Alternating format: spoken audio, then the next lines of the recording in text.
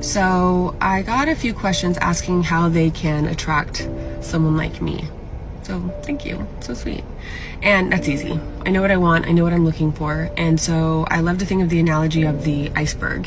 So you only see 10% of the iceberg, right? The rest, the 90%, is hidden underwater. And so for me, if I see red flag behaviors, which might be something small to somebody, but to me, that's the tip of the iceberg. Like, what's all the other shit that lies beneath? If that's how they're treating me in the first 30 minutes of our date, how is he gonna treat me 3 months from now?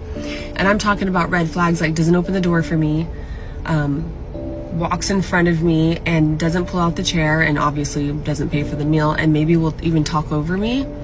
Those are all red flags. And in the past, I would have tolerated them for sure, because I felt really shitty about myself and I didn't know that there were really good men out there that existed. I didn't know, but now I do know, because you are the average of the 5 people you hang out with the most. And so if you hang out with bench warmers, like, that's all you're ever gonna know. You have to level up. You have to attract the first round draft picks, or at least this AA, AAA, right?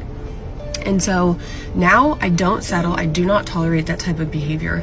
And it's because I know what I want, and there's nothing wrong with that.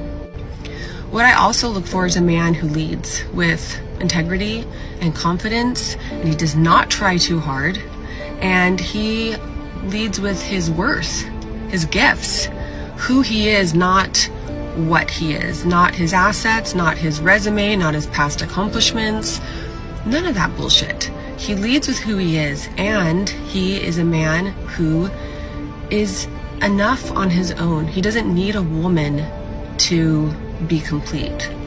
And I'm also looking for a man who doesn't play games. And I know you all think that women play games, but I've had a couple guys who, you know, invited me on a date and then didn't do a very good job of planning it, kind of expected me to bend over backward because they were trying to play it cool. And like, this is backwards. And another guy who thought that it was not good to walk up to a girl in the bar because then it would look to her that he was desperate. And that's games. Like, if you like a girl, if you want to talk to her, if she seems interesting to you, walk up to her. You're gonna risk rejection, but you miss every shot you don't take. And to me, that's game playing. You're gonna attract me if you're into personal growth. That means you're intentional every day about improving your life in all of the areas. Spiritually, physically, mentally, emotionally, financially, all of the areas.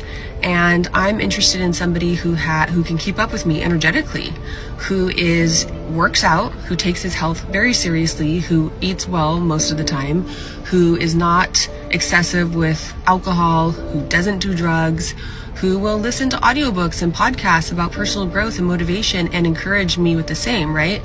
This is the type